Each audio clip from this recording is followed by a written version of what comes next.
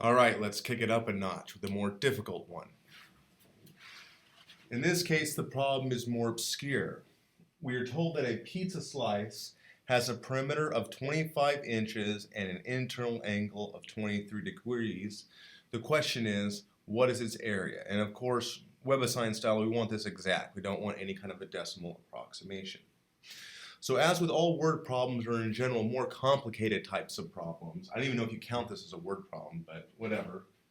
As with all more complicated problems, the two things that you really want to be clear about from the outset is what do you know and what do you want? So what do we know? Well, we know that we have a pizza slice. The internal angle is 23 degrees. I don't even know if you can see this. And we know that the perimeter, 2 times r plus s, adds up to a total of 25 inches in length. And what we want to find is the area. And of course, because this is a math class, we're going to use mathematical methods to find this area, and we want to use our formula. And the formula that we have for area is that whatever this area is, it's equal to theta divided by 2 times r squared. Now, the nice thing about a formula like this is that once we know, this helps us simplify our task. So first start with area, but this formula breaks down our task into 2 smaller, hopefully easier pieces. Finding the angle theta, then finding the angle, the length r of the pizza. And so let's start with the angle theta. Theta is nice and easy. We need theta just in radians. So we have that theta is equal to 23 degrees, which in radians is just 23 times pi over 180 radians. So that part is done. All that's left for us now is to find r.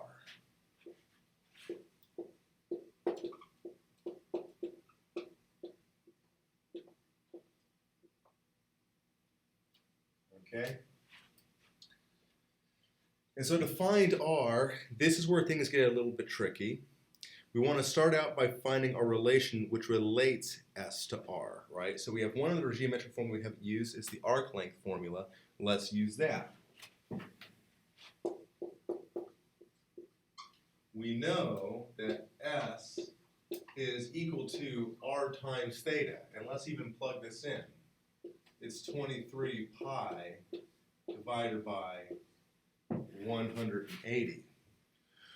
The other thing we know is that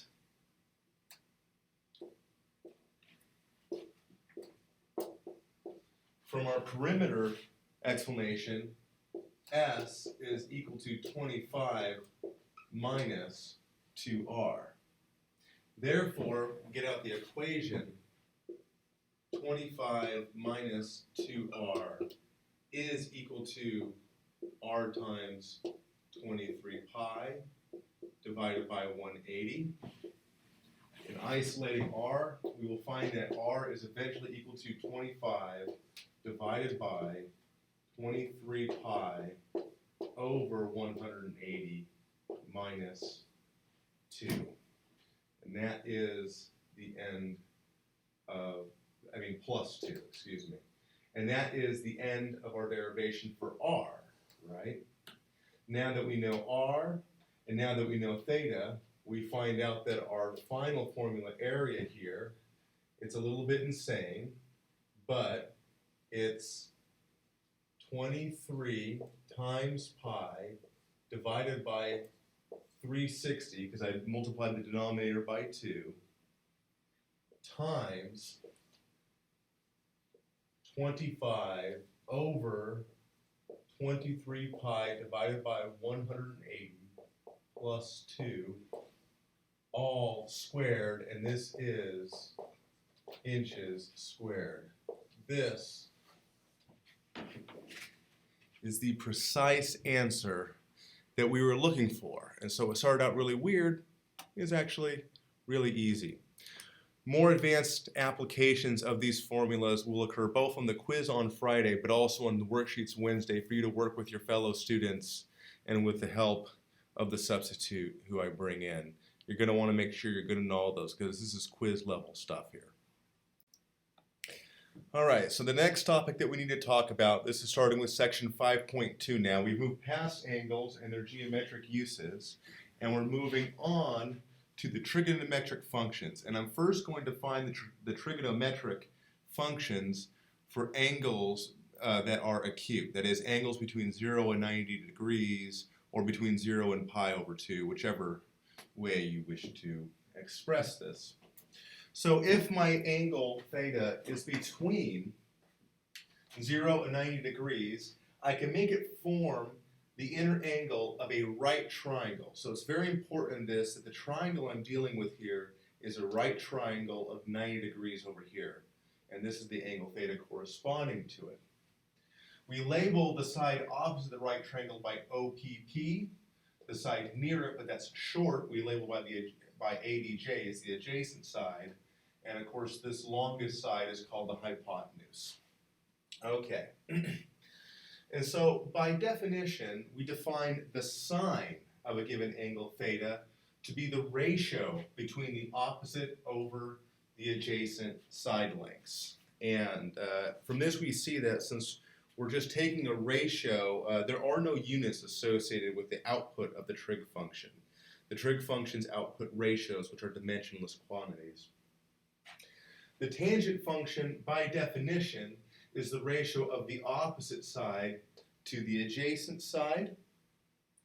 And the secant function is the ratio of the hypotenuse over the adjacent side. And so in particular, since the hypotenuse is always bigger than the adjacent side, the secant is always bigger than 1. Similarly, the cosine is sort of like a mirror image of the sine. So the cosine is the ratio of adjacent over hypotenuse. The cotangent is the ratio of adjacent over opposite. And the cosecant is the ratio of hypotenuse over opposite. Now, these names might seem a little bit random, so I'm going to try to show you the picture that these names come from. Originally, these trig functions were used by the ancients. You know, I think the Greeks is when they date back to mostly. I mean, I'm sure other people maybe played with them, but the Greeks are the ones who I think are responsible for their naming and everything. And in any event, here's where those names come from. Actually, these are Latin names, but whatever, who cares? You get the idea.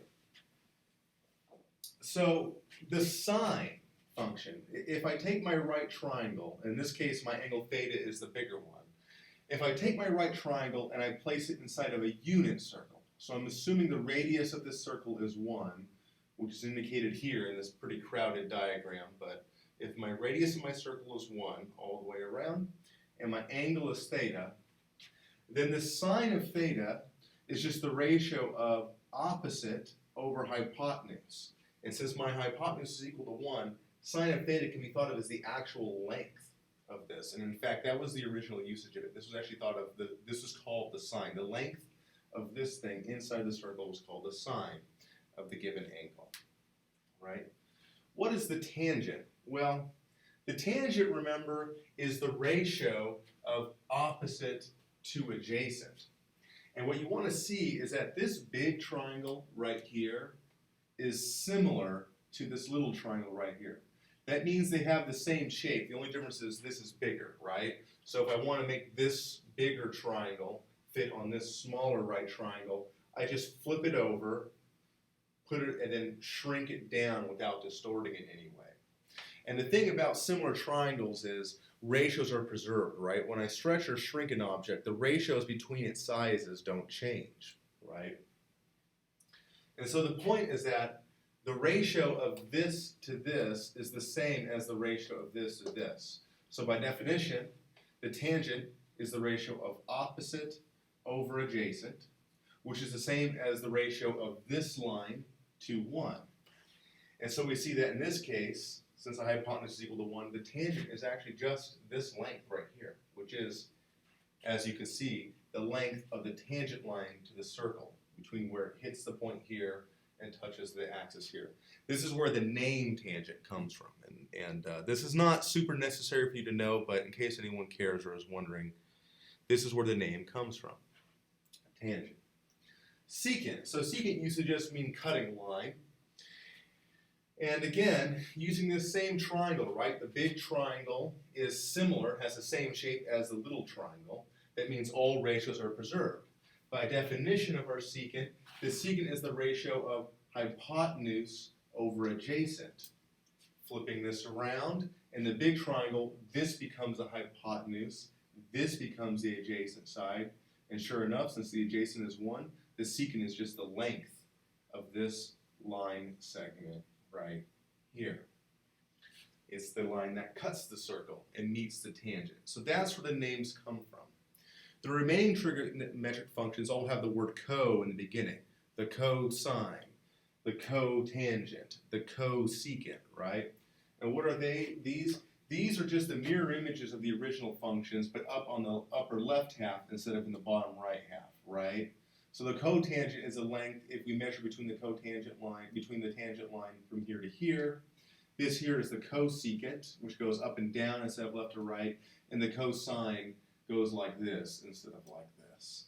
So that's where the names come from, and you can verify with all the co ones using the same similar triangle business that we're dealing with the same thing going on here. So these are the basic definitions of the trigonometric functions, but just for acute angles. Notice that you can't build the triangle if the angle is not acute, so then this doesn't make any sense. So let me address that next.